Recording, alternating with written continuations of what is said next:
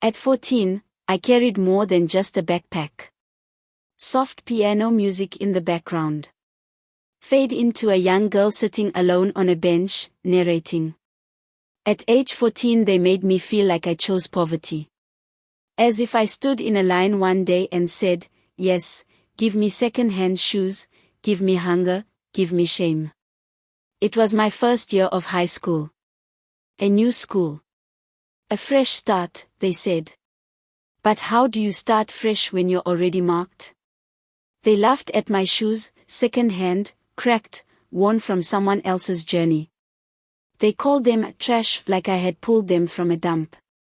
They looked at me like I didn't belong in the same room as them, as if my presence was an insult to their polished uniforms and packed lunches.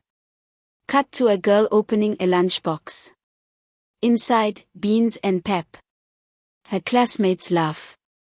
And my lunch? Beans and pap.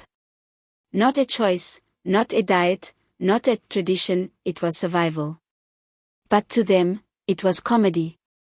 I was the joke they shared around the table. Cut to a dimly lit bus stop. The girl stands alone. Cars pass. Night falls. Fridays were the worst. I would wait for my father at the bus stop, desperate for that small bit of money for next week's transport. Sometimes, he didn't come. And I'd stand there. Alone. Watching every car pass, hoping one would stop and say, your father sent me. But no one did.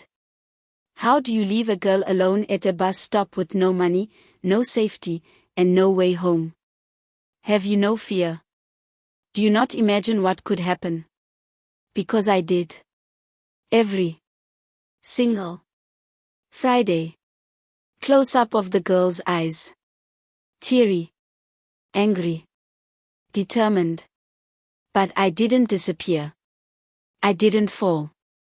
I didn't quit. I walked through that laughter. Through that hunger. Through that silence on Friday nights.